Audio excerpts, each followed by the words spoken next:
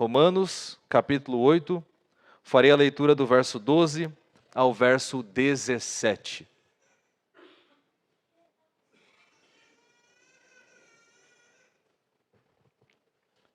Preste atenção na leitura da palavra de Deus. Romanos 8, versos 12 a 17.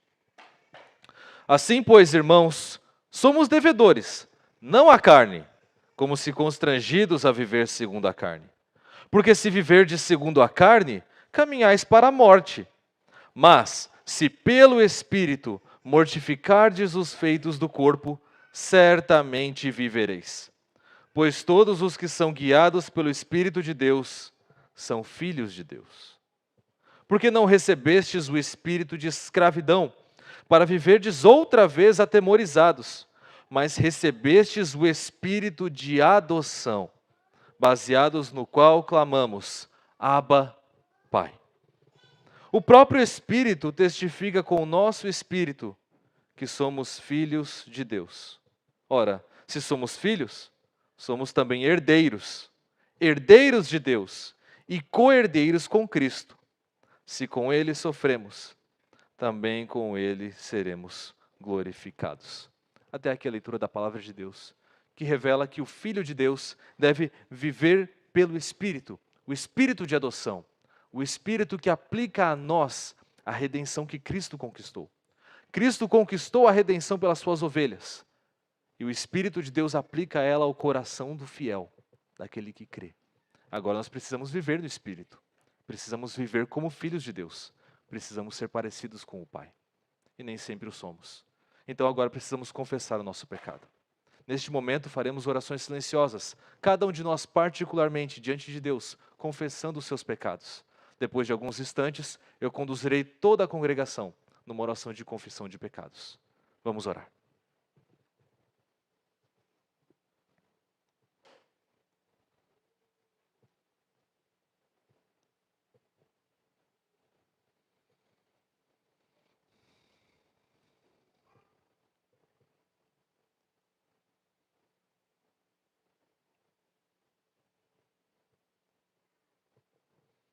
Ó Pai, nós como teus filhos vimos aqui nesta manhã para te adorar. E não é possível te adorar na beleza da tua santidade sem ser confrontado com a malignidade do nosso pecado. Nosso pecado é tão grave contra ti, Senhor. Quebramos os teus mandamentos. Nós, por vezes, temos outros deuses, adoramos outras coisas que não a ti, Senhor. Nós não prestamos o culto como o Senhor deseja que ele seja realizado. Por vezes tomamos o teu nome em vão e profanamos o teu nome no meio dos gentios. Não guardamos o dia do Senhor como é devido.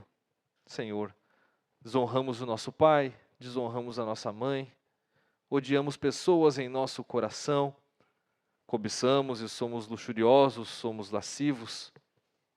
Senhor, perdoa-nos, ó Deus, perdoa-nos tão grande pecado. Perdoa-nos, Senhor, porque odiando uns aos outros, nós nos tornamos invejosos, mentirosos e cobiçosos. Perdoa-nos, ó Deus. Carecemos tanto de Ti, Senhor. Carecemos do Teu perdão, porque por vezes não temos vivido diante do mundo como filhos do Senhor. Queremos pedir perdão por cada um dos nossos pecados. Não porque somos bonzinhos ou porque prometemos mudar, mas sabemos que o Senhor nos perdoa por causa de Jesus.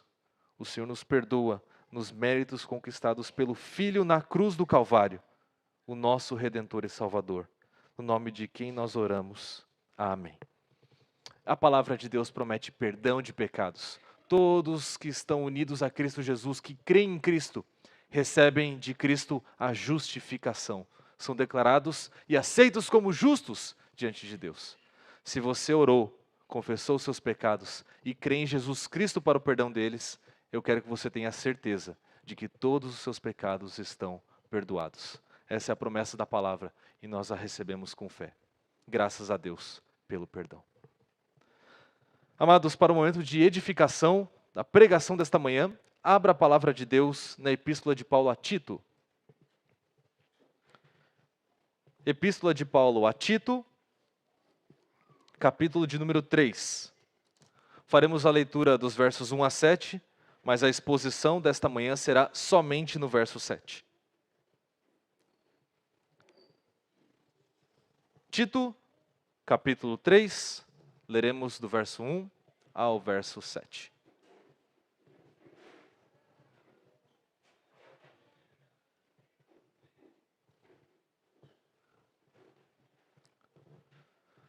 Preste atenção na leitura da palavra de Deus. A leitura da palavra de Deus é o momento do culto em que nós lemos o que o Senhor tem a nos falar. A palavra de Deus não erra, não falha. Tito 3, 1 a 7 diz assim: Lembra-lhes que se sujeitem aos que governam, às autoridades, sejam obedientes, estejam prontos para toda boa obra, não difamem a ninguém, nem sejam altercadores, mas cordatos, dando provas de toda cortesia para com todos os homens. Pois nós também outrora éramos nécios, desobedientes, desgarrados, escravos de toda sorte de paixões e prazeres, vivendo em malícia e inveja, odiosos e odiando-nos uns aos outros. Quando, porém, se manifestou a benignidade de Deus, o nosso Salvador, e o seu amor para com todos os homens, não por obras de justiça praticadas por nós, mas segundo a sua misericórdia, Ele nos salvou, mediante o lavar regenerador e renovador do Espírito Santo, que Ele derramou sobre nós ricamente por meio de Jesus Cristo, nosso Salvador, a fim de que, justificados por graça, nos tornemos seus herdeiros, segundo a esperança da vida eterna. Até aqui a leitura da palavra de Deus. Vamos orar pedindo que o Espírito de Deus nos ajude nesse momento? Oremos. Senhor, nós clamamos a Ti, precisamos de Ti, Senhor, para entender a Tua palavra. Precisamos de Ti para crer na Tua palavra, para obedecê-la. Assim, Senhor, desvenda os nossos olhos para contemplarmos as maravilhas que há na Tua lei. Renova em nós um coração que guarda a Tua palavra, Deus, para que não pequemos contra Ti. Ensina-nos a viver como filhos. Em nome de Cristo Jesus nós oramos. Amém. Crianças, vocês sabiam que vocês são herdeiros? Herdeiros. A palavra herdeiro, que é isso? Boa pergunta. A palavra herdeiro significa alguém que recebe, por direito, coisas que pertencem a outra pessoa. Por exemplo, vamos supor que o nosso prefeito saia da prefeitura.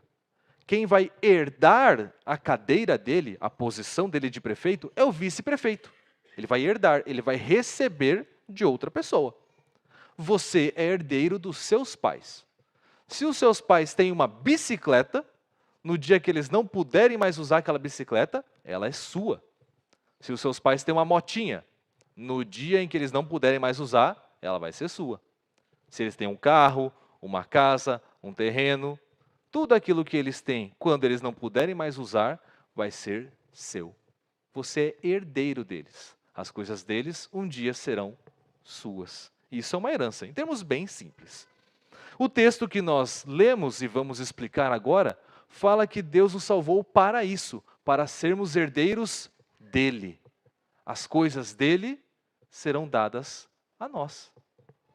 Ele nos salvou para isso. E já explicamos como Deus nos salvou. Este é o quarto sermão, a quarta pregação neste texto.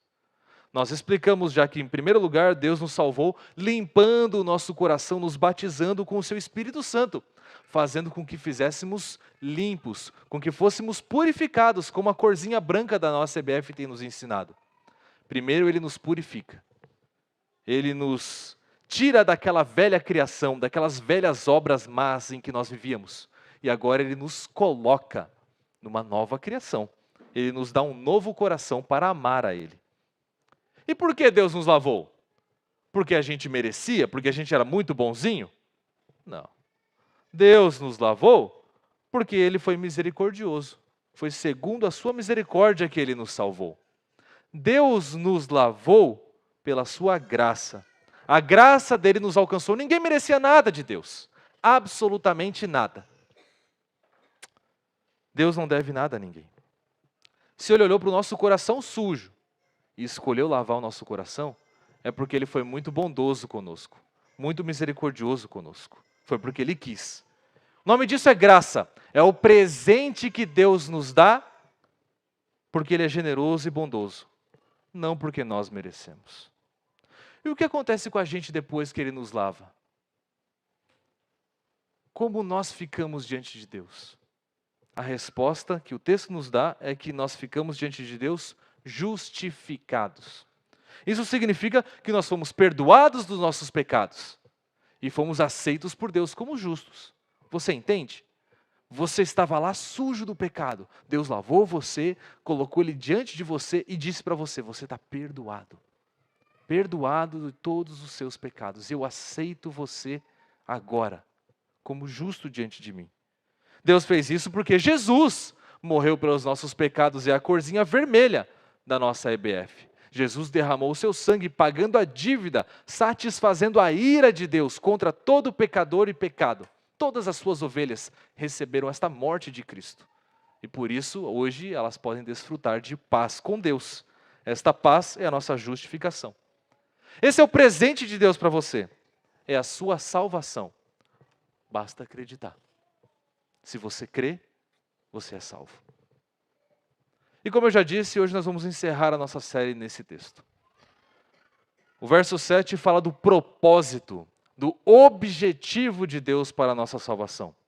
O texto diz que Deus nos salvou a fim de que, justificados por graça, nos tornemos seus herdeiros.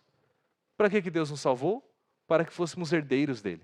E como nós já vimos, filhos são herdeiros dos seus pais. Então, Deus nos salvou para que fôssemos seus filhos. Nós éramos inimigos de Deus quando estávamos lá na corzinha preta. Quando estávamos mortos em delitos e pecados, éramos inimigos de Deus. E Ele então enviou seu Filho para morrer e lavou nosso coração para que agora, de inimigos, fôssemos filhos. Deus salvou você para ser filho dele. Por isso, o título do sermão desta manhã, crianças que estão anotando, adultos que estão anotando, o título do sermão é: Ele nos salvou para sermos herdeiros. Ele nos salvou para sermos herdeiros. Em primeiro lugar, a gente vai ver o que significa ser herdeiro de Deus.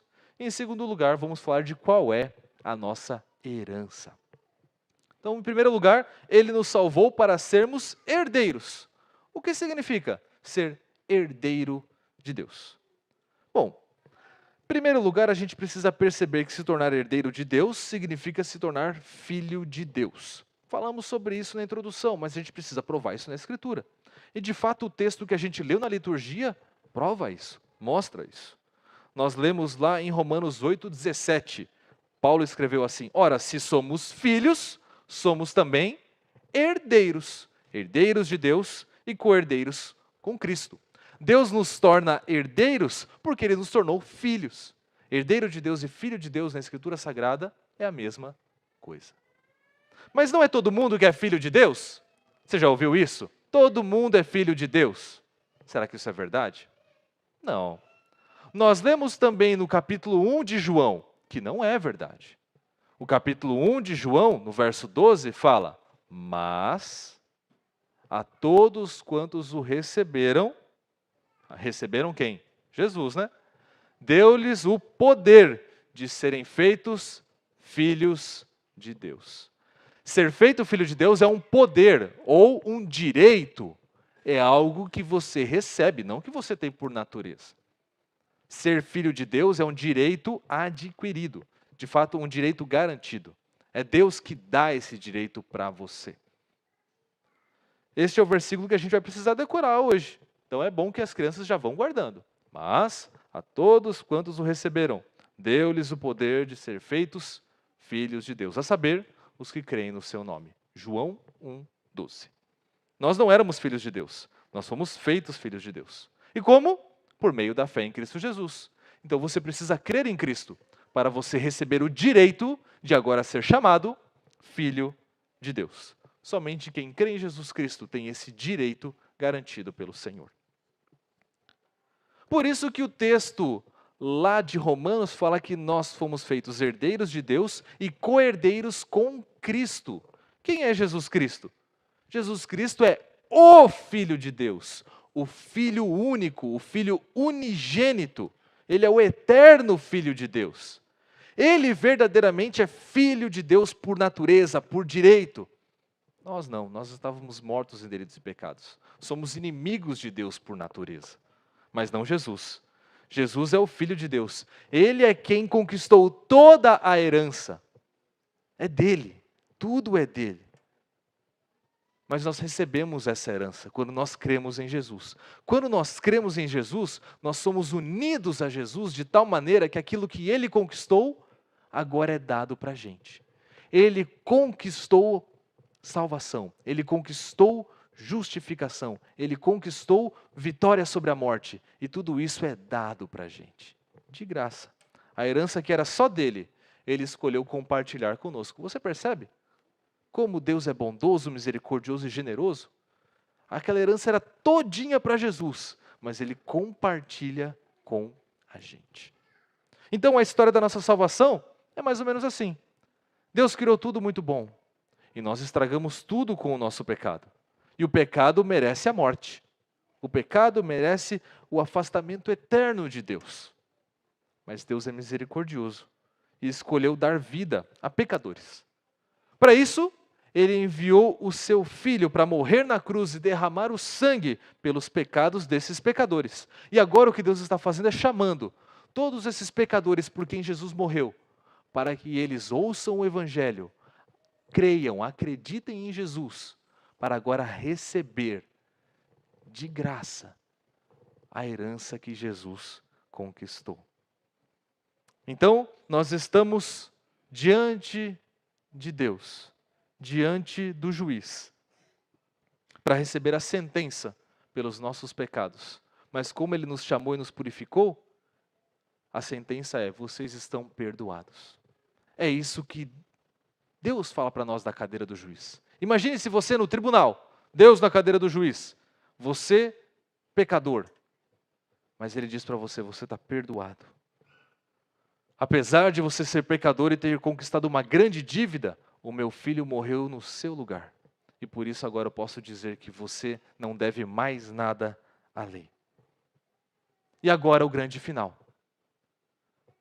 Quando você vai a um tribunal e o juiz profere a sentença, o que acontece depois? Você vai embora. Não acontece nada. Quem já esteve no tribunal sabe. Você vai embora. Acabou. Absolvido ou culpado. Mas não nesse tribunal.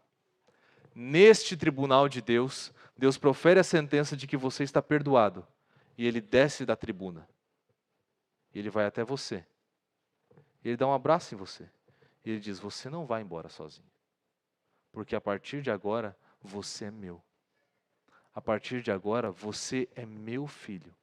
E você vai para casa comigo.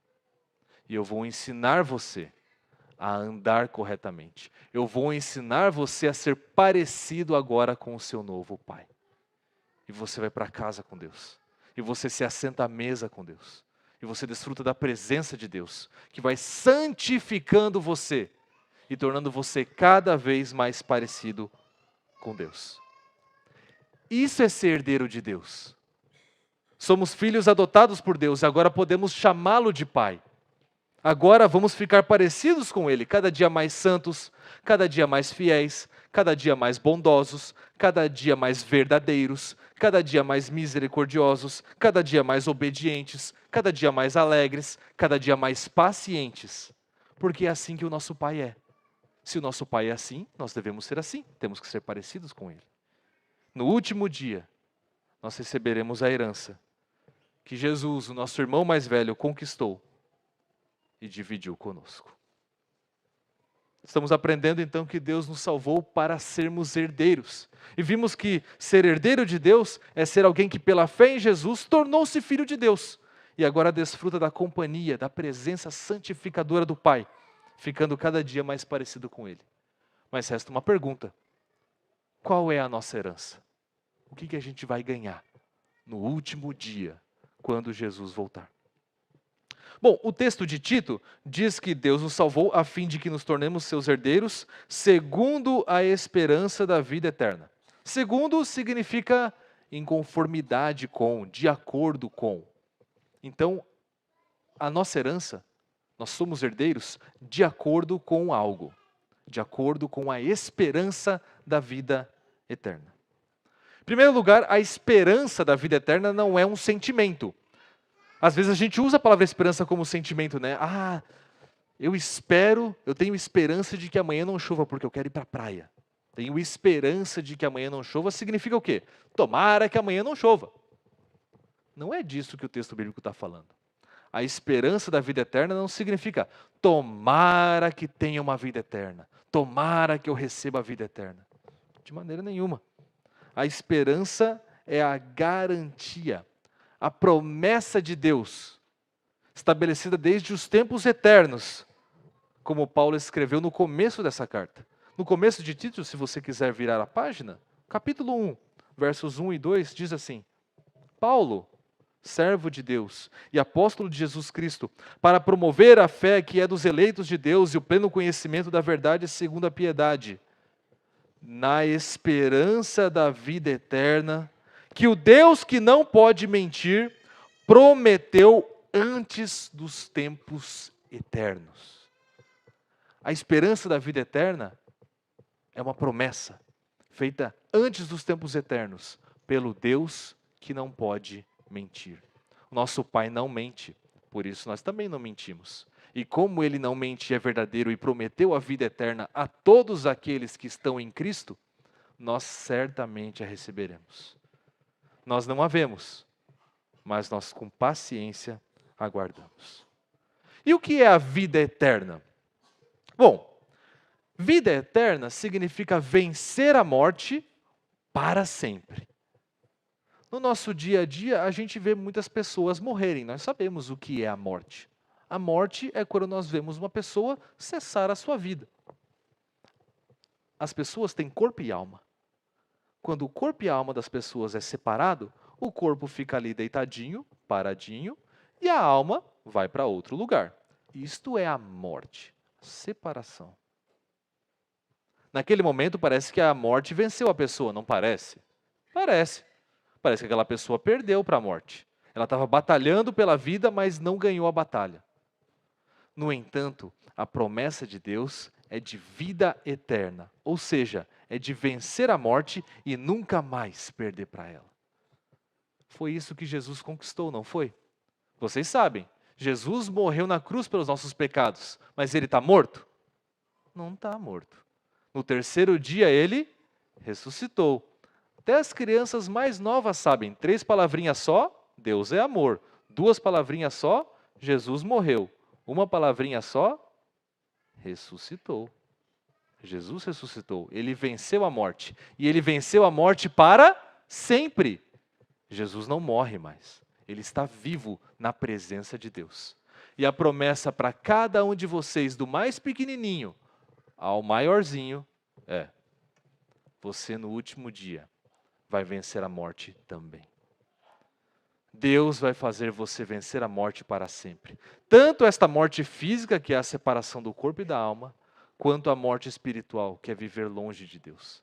Você vai viver pertinho de Deus, na presença de Deus, de Jesus Cristo, para sempre. Nunca mais você ficará longe de Deus. Nunca mais você vai ter pecado, nunca mais vai ter morte, nem doença, nem tristeza, nem sofrimento, nem dor, nem choro.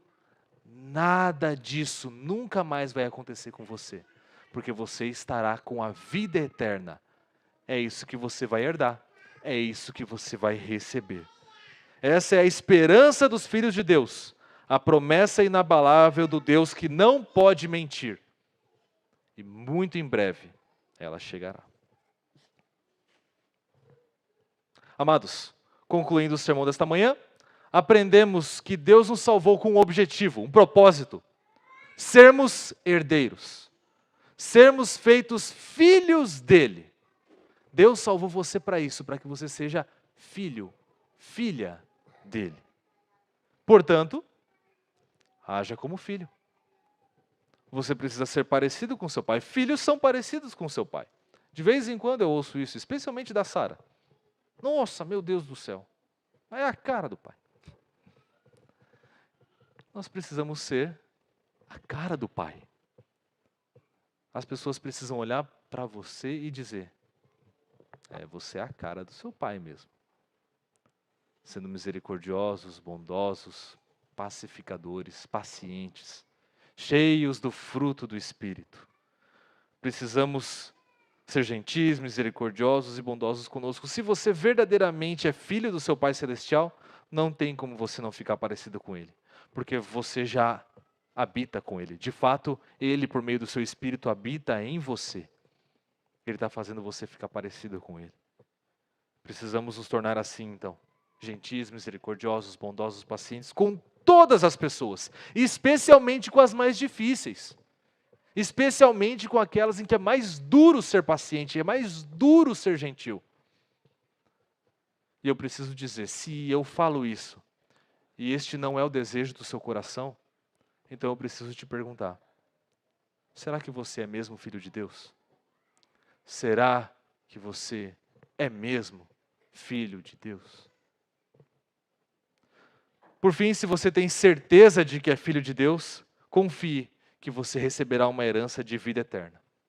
Você não precisa se apegar aos bens deste mundo, eles não vão conquistar para você uma herança de vida eterna. É uma herança material, mas é uma herança corruptível, ela se acaba.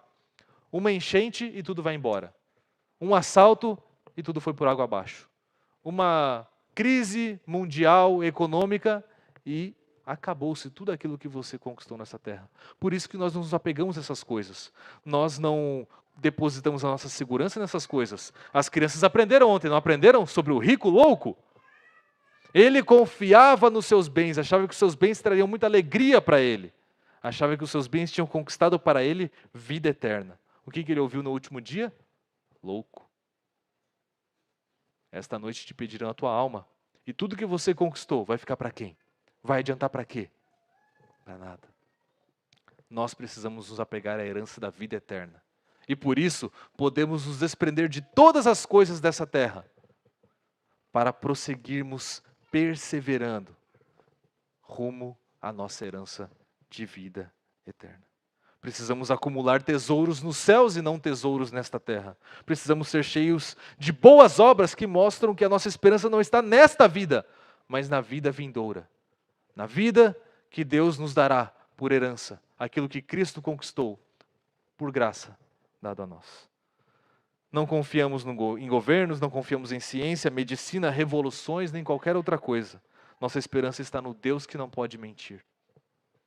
E na vida eterna que Ele nos dará completamente, em Jesus Cristo, o nosso Salvador. Que Deus nos fortaleça para sermos filhos parecidos com o Pai.